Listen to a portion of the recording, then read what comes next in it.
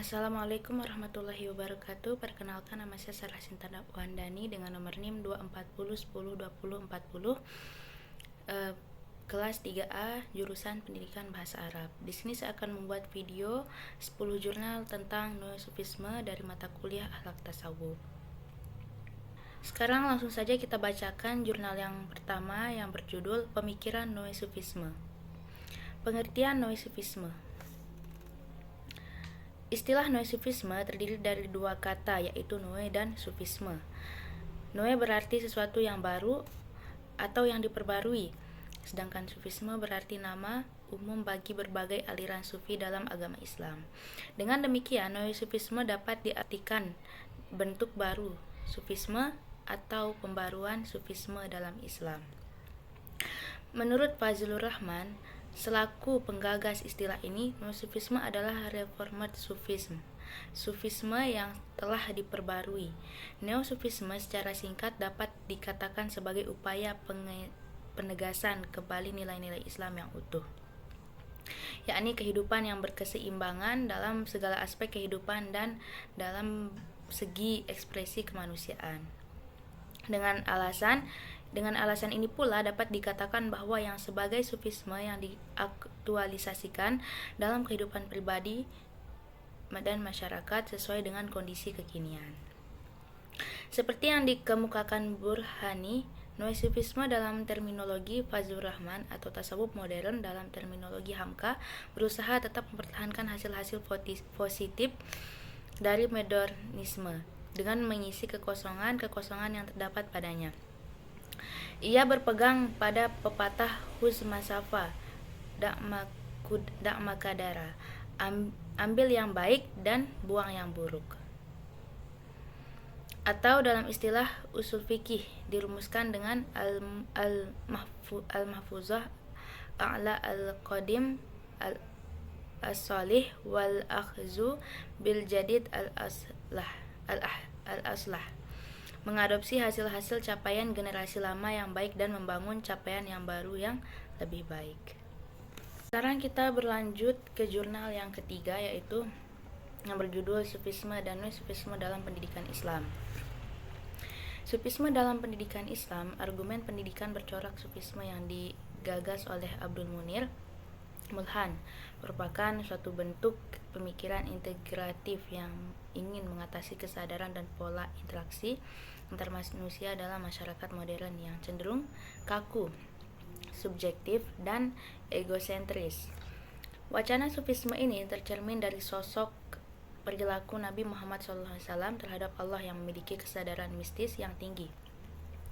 Kesadaran mistis menjadi unsur sifat sebagai bentuk gambaran dalam mencerminkan pengalaman gaib Nabi Muhammad yang menjalin kontak dengannya, sehingga wahyu Allah, Al-Quran, yang disampaikan melalui Nabi Muhammad mengandung banyak muatan mistis yang menjadi fokus para sufi dalam menunjang klaim mereka untuk mendekatkan diri kepadanya. Sufisme atau tasawuf adalah salah satu bentuk spiritualitas Islam yang diakui memiliki andil yang sangat besar dalam berbagai bidang pengembangan umat Islam di dunia. Sepeninggalan Rasulullah dan para sahabat Khulafaur Rasyidin sebagai salah satu disiplin ilmu yang datang kemudian setelah fikih dan kalam.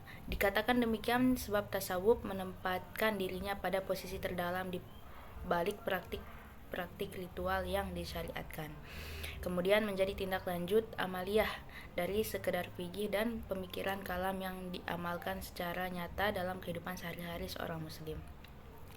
Selama ini Sufisme yang dikenal dengan penyucian diri menjadikan jiwa sebagai objek materialnya. Sufisme atau tasawuf adalah ilmu untuk mengetahui bagaimana memurnikan jiwa, memurnikan moralitas, mengembangkan zahir dan pikiran, dan untuk memperoleh kebahagiaan yang abadi. Sufisme pada awal merupakan gerakan zuhud dalam Islam, dan dalam perkembangannya melahirkan tradisi mistisme Islam.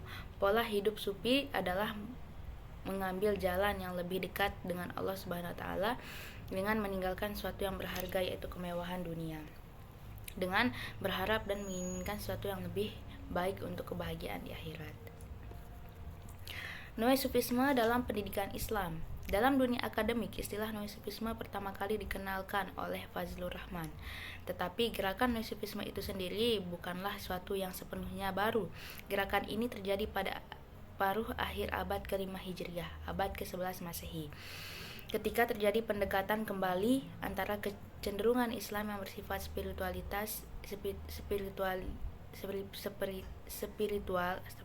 esoteris dengan kecenderungan Islam yang bersifat syariah eksoteris, dalam arti sempit Islam fikih.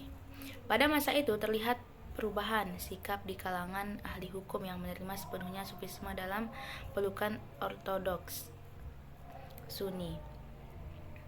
Sebelumnya, sejak awal pertumbuhannya sampai pada paruh pertama abad ke-11 Masehi, abad ke-6 Masehi. Sufisme yang lebih cenderung bersifat falsafi terlihat dalam konflik yang tajam dengan literalisme hukum yang diwakili fuqaha. Istilah Noe-Sufisme terdiri dari dua kata neo dan sufisme. Neo artinya suatu yang atau yang diperbarui, kemudian sufisme merupakan nama umum di berbagai aliran sufi dalam agama Islam.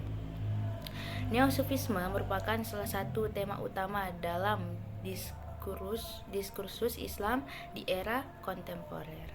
Sekarang kita lanjut ke jurnal yang keempat, yaitu Noe-Sufisme dan Gerakan Islam Transnasional. Demikian gerakan tasawuf secara konsisten mengalami perkembangan dan pergerakan tanpa batas. Aliran tasawuf era modern telah menyebar hampir ke seluruh bagian dunia. Pada umumnya, aliran ini terlembagakan secara formal dalam gerakan yang disebut thariqah, atau bagi masyarakat Indonesia dikenal dengan tarekat. Namun di era modern juga banyak muncul sufi-sufi individual yang tidak terikat dengan aliran tarekat tertentu. Sejak abad pertengahan Islam, gerakan tarekat tasawuf mulai menyebar berbagai daerah yang jauh hingga memasuki era nationstate. Gerakan ini terus eksis yang tidak hanya di negara dengan mayoritas muslim, namun juga di beberapa negara dengan minoritas muslim.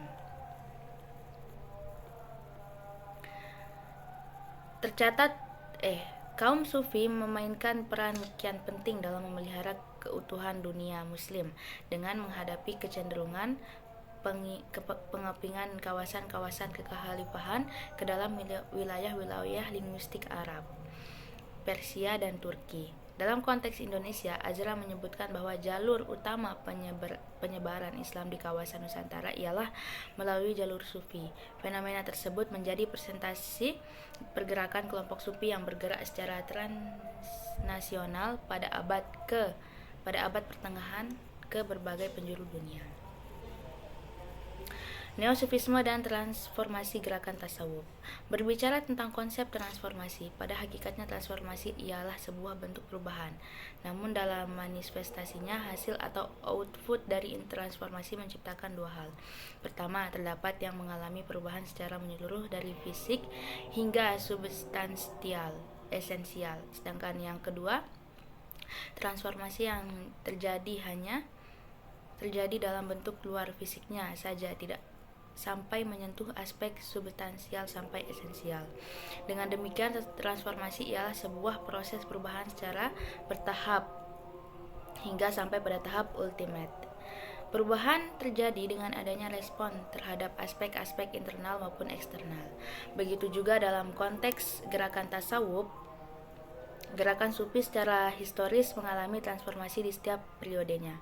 Perkembangan dan perubahan dalam gerakan Sufi tidak lepas dari kondisi sosial masyarakat Muslim sebagai subjek sekaligus objek dari gerakan ini, serta dalam lingkup yang luas. Transformasi tersebut dipengaruhi oleh konteks yang kompleks, yakni politik, pendidikan, sosial, agama, hingga ekonomi. Secara garis besar, transformasi gerakan Sufi penulis petakan dalam 3 fase. Pemetaan ini dianalisis dari sudut pandang historis dan antropologis perkembangan Sufi di tengah-tengah masyarakat. Pertama, fase individual tradisionalis. Kedua, fase formal terpimpin. Ketiga, fase Noe-Sufisme. Sekarang kita lanjut ke jurnal yang kelima, yaitu pembaharuan dalam tasawuf, studi terhadap konsep Neo-Sufisme Fazlur Rahman. Neo-Sufisme mencoba mengkombinasikan pola tasawuf yang melibatkan dua kekuatan berdimensi ekstoris dan esoterik dalam Islam. Eksistensi Neo-Sufisme dikombinasikan dalam satu bingkai pandangan dunia secara aktif dan pengajuran sikap hidup dalam mengambil bagian solusi bagi seluruh aspek kehidupan masyarakat. Dengan demikian, maka masa sekarang tasawuf dituntut untuk mengarahkan orientasi dan melaksanakan tanggung jawab yang baru, yaitu menyempurnakan moral individual ke moral struktural sosial dengan cara melakukan gerak perubahan dari jiwa ke tubuh, dari rohani ke jasmani, dari etika ke individual ke etika sosial, dari meditasi ke tindakan terbuka, dari isolasi ke gerakan sosial politik, dari pasif ke aktif, dari kesatuan hayal ke persatuan nyata. Dengan demikian, Neo-Sufisme menciptakan hubungan harmonis antara tasawuf dengan kekayaan dan kemodernan. Perpaduan keduanya justru akan melahirkan kekuatan besar dalam merubah dunia lebih baik.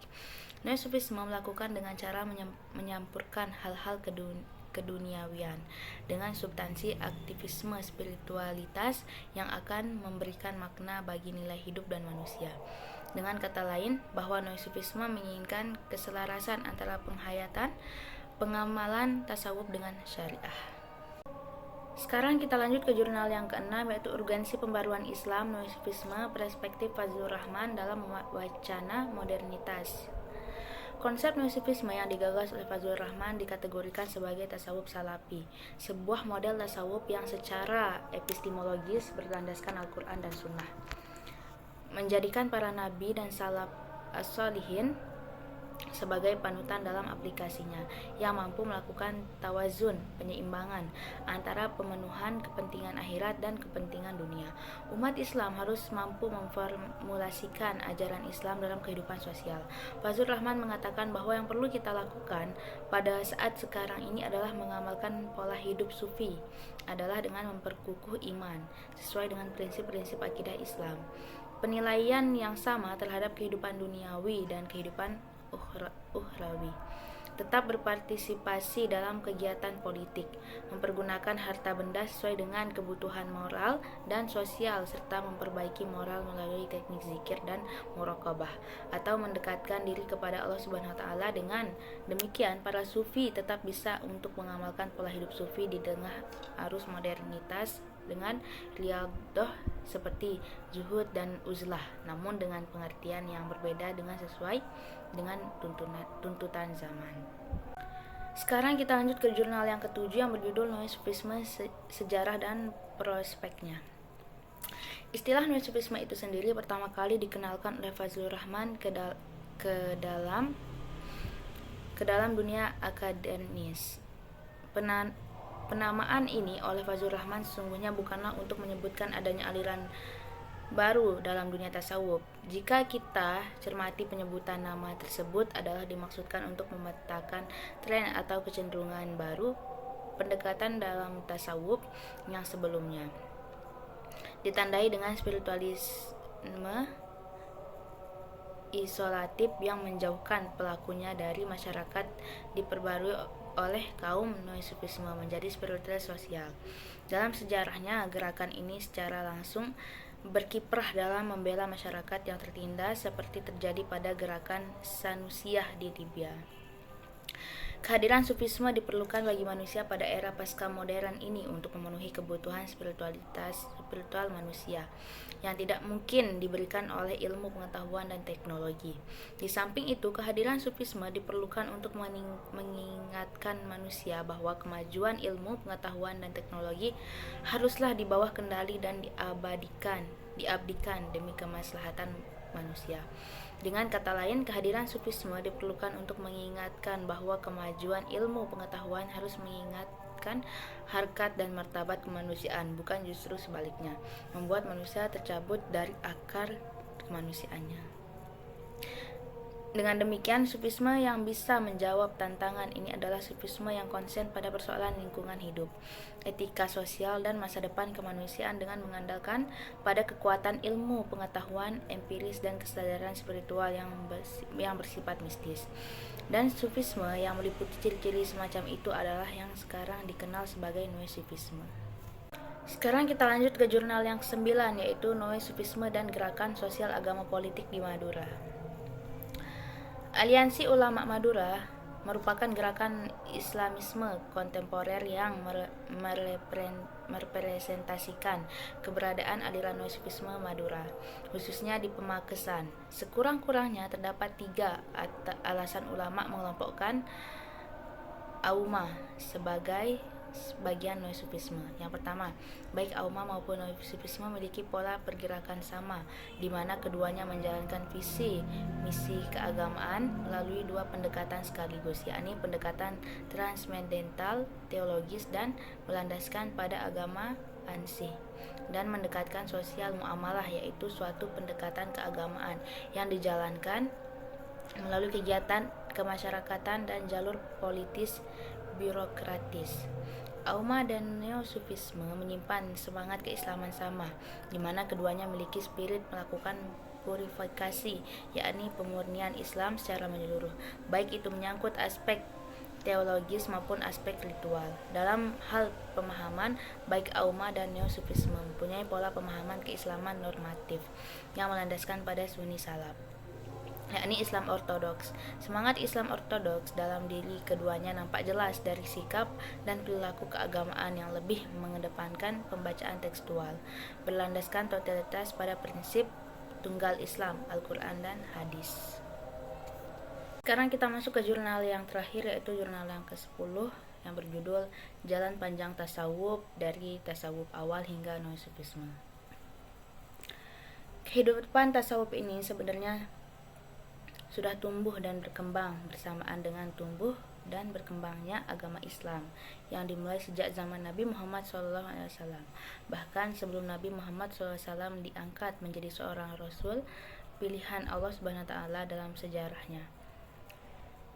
Tasawuf melalui 4 fase perkembangan, yaitu tasawuf awal, sufisme ortodoks, teosufi, dan neo-sufisme. Di Indonesia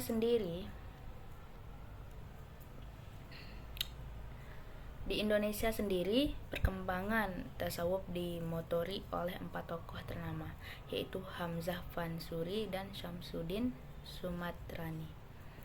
Mereka merupakan 2 tokoh sufi yang datang dari Pulau Andalas di Sumatera pada abad ke-17 Masehi.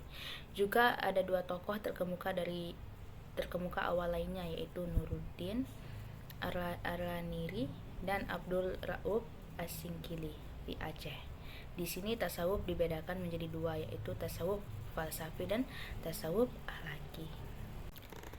Itulah 10 jurnal tentang Noe-sufisme. Sekarang saya akan membacakan persamaan dari 10 jurnal tersebut. Yang pertama, definisi dan asal istilah. Noe-sufisme berarti bentuk baru atau pembaruan dari sufisme, Reformed Sufisme. Istilah ini pertama kali dikenalkan ke dunia akademik oleh Fazlur Rahman. Persamaan yang kedua yaitu gerakan aktivisme sosial. Neo-sufisme dan esoteris Islam yang menghendaki hidup aktif dan terlibat dalam masalah masyarakat.